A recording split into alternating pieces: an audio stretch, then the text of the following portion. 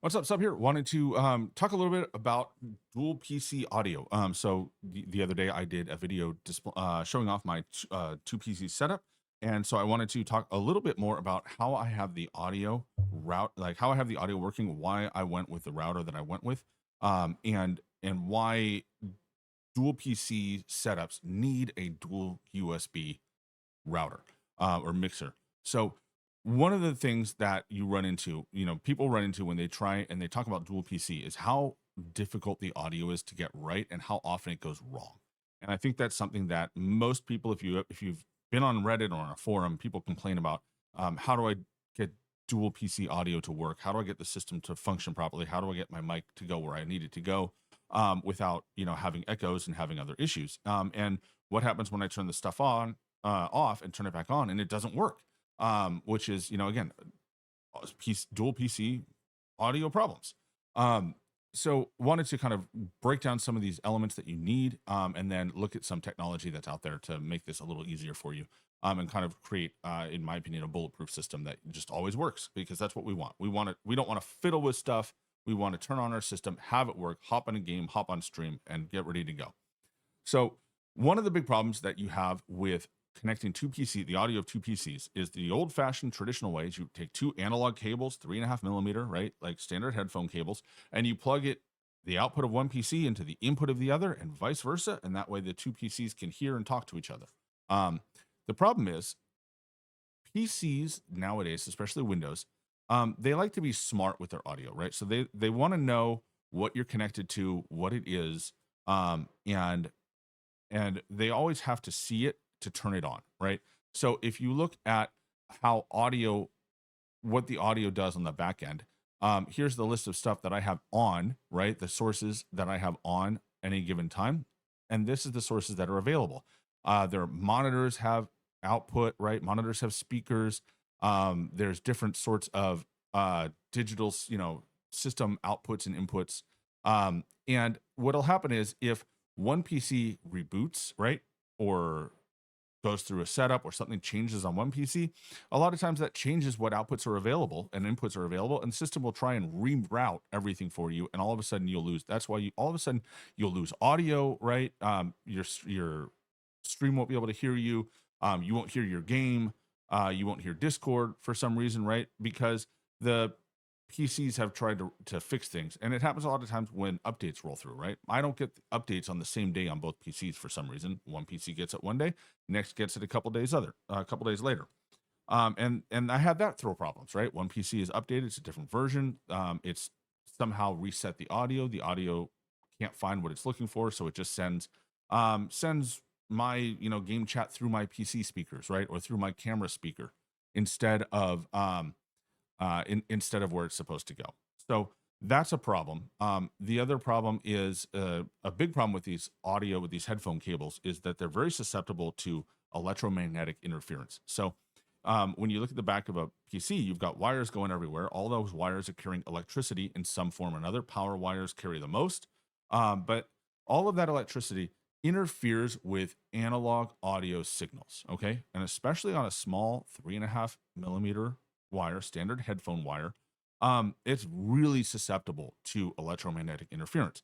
We recognize that as a hum that shows up in the in your ears, in your recording, in your game audio, right? It's just this that goes on, and it's really frustrating, and it's very difficult to get rid of. They make devices called ground loop isolators that you can plug into your lines to try and eliminate that hum. They work pretty well, but they introduce their own problems because now you have additional connections. You've got to plug one wire into your PC, plug it into the isolator, plug another wire into the other end of the isolator, plug that into your other PC. And depending on how long your cable is, it might not be enough. You might need two, right? You might need to put one on the other end, and that creates signal issues. Um, it is difficult to get it working right and sounding right and get all of this interference out of it. All right. And it is a problem inherent to using headphone cables to connect audio and have good quality audio going back and forth. The other thing is the ability to mix the audio properly, to route audio back and forth, right? And so a lot of people do their mixing through OBS, right? And so they just add the inputs and then they kind of adjust levels in OBS. And the problem is what happens if you have someone who's very loud, or you have to turn somebody down, or your chat can't hear you today for some reason. A lot of times you're adjusting volume levels, and it's cumbersome, especially if you're playing and you got to hunt down the right slider, get the right window open. Um, and the other problem with that is, how do you get, how do you get all the audio going where it needs to be on a single PC? You just open up OBS and you just only add the things you need, right? And it's a little bit simpler. But with two PCs, you have new sources of audio coming in and new sources of audio going over to the other PC, right? A lot of people have historically sorted it out with multiple mics, right? They have a stream mic, they have a game chat mic, and they have a chat mic, right, to talk to chat. It's not a great solution. Okay, every connection adds more problems, adds more room for error, and so there's been a lot of solutions out there. The most common one is the GoXLR. Everybody's, I think, familiar with what that is, at least in name. Basically, it's a router that plugs into one PC, uploads some software on it to take over your audio, and then takes 3.5 millimeter inputs for other sources, such as your gaming PC. The problem with that, again, is you're using 3.5 millimeter audio, so you have all the problems that you've had before. You just have it only on one PC instead of on two PCs. And now you have an additional piece of software that has to interface with your PC and stay up to date. And we had a problem last year where it looked like the company that makes the GoXLR was going to discontinue the GoXLR and not support the software anymore, which means as the PC updates go forward, it's going to eventually break the GoXLR software, and that won't be relevant anymore, which can happen anyways, right? PC puts out an update, the software doesn't, takes a day or two to catch up, and it's broken, and then you're not able to stream or record properly. So in my opinion, you have to get rid of all of those elements. All right. And the way to do that is actually with a dual USB system. So unlike traditional audio where it's headphone cables going back and forth, what you actually want to do is you want to have it all digital. Digital doesn't take up EM interference. It doesn't get degraded over distance. It doesn't, the system that your PCs, they don't have audio routing issues because it all goes through the mixer. Okay. It doesn't go, it's not trying to reassign 3.5 millimeter connections to different sources, right? And so you can clear off all of your extra sources. All the audio operates through your mixer, and it's all digital, so you don't have your analog problems going on anymore. So there's a variety of these systems, and I just want to show real quick what I'm talking about when I say dual USB. So this is the GoXLR. It's a single USB, right? You can see the USB plug there. It's the third from the right. And then everything else is done through 3.5 millimeter. This is the Rodecaster Pro 2 Duo, the one that I use. And you can see it has two USB ports on the left. So that's PC, streaming PC, gaming PC. And then it has a variety of mic inputs and headphone outputs that you can utilize as well. And it takes away most of the problems that we've run into.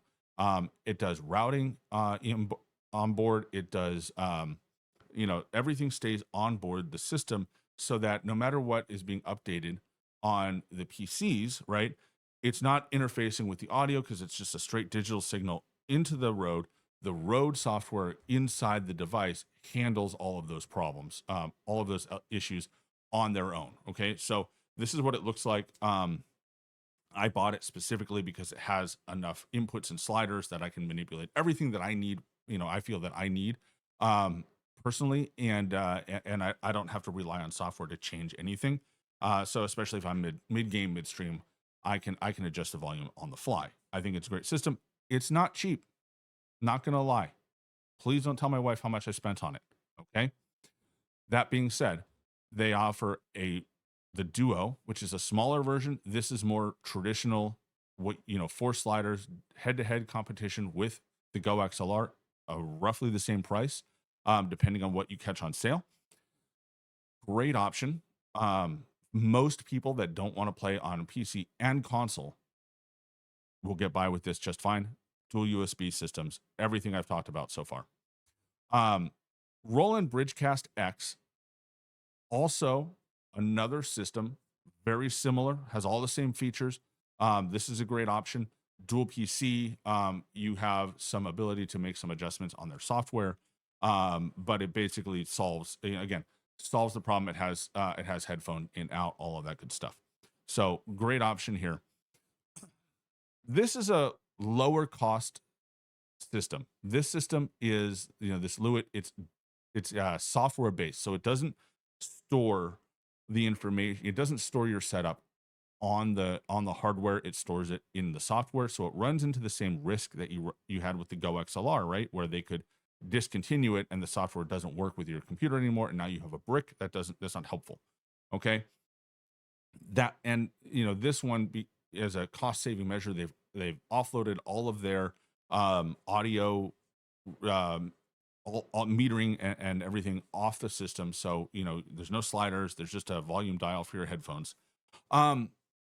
It's not ideal, but it is much less expensive than the other options we've looked at. So depending on where you are budgetarily and how much you want to work, how much you're comfortable making adjustments to sliders on your PC, right?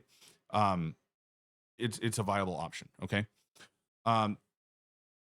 The last one, this is like the ultra budget. This is the cheapest one I could find that does everything that isn't like absolute garbage. On Amazon, it's pretty well reviewed. It's not it has dual PC, XLR input. It has everything you need. All right. It's the and I found it as cheap as $100. So it is very affordable compared to some of the other options. And so if you are new to a dual PC setup, you're just experimenting, if budgets are tight, right, this is it is an option that's out there. So if you're going to start in on it and you were just testing the waters, right, maybe you want to test the waters with an XLR mic, this is a great option for you to just kind of get your feet wet on it. Lastly, I want to look at the Rode X. This is a new system that they've just put out. It actually combines the dual audio input, the dual audio mixer, with a capture card, right? So it's both in one. So it does an excellent job, I think, of everything you need, like all the needs of a mixer with all the needs of a capture card. And it does, and according to reviews, and it looks like it does it really well. So I think that this is also a viable way to go because it retains that dual USB input, which is so critical. It also adds XLR support, and is basically just a great option. If you're starting out, you don't have a capture card or your capture card is low quality and you want to upgrade, good place to start. So with that, the most important thing to do is to get off of those headphone cables. All right. They are problematic, troublesome. They break a lot. They offer nothing good. Electromagnetic interference problems, hums, disconnects with your cables. And if you're going to be on a dual PC setup, you want to get away from anything that's not a digital connection. So one of the reasons that I support, that I push the Rodecaster is because it does everything on the hardware. I don't have to worry about software updates. That being said, you pay for that. The other options I showed you are just as viable, with some pros and cons. Do some research. If you have questions, feel free to drop me a line. I'm always happy to talk, to nerd out on this stuff and talk about it. But when it comes to audio on your dual PC system, this is the way forward. This is the way that you have to push, ditch the GoXLR. That thing needs to upgrade to the next level. Get to a dual USB input and your audio problems will be generally resolved. So that's what I got for you today. If you have questions, drop it down below. I also have links to all of this in the description down below. So go ahead and hit that. And if you have any questions, like I said, drop them down below and I'll catch you on the next one.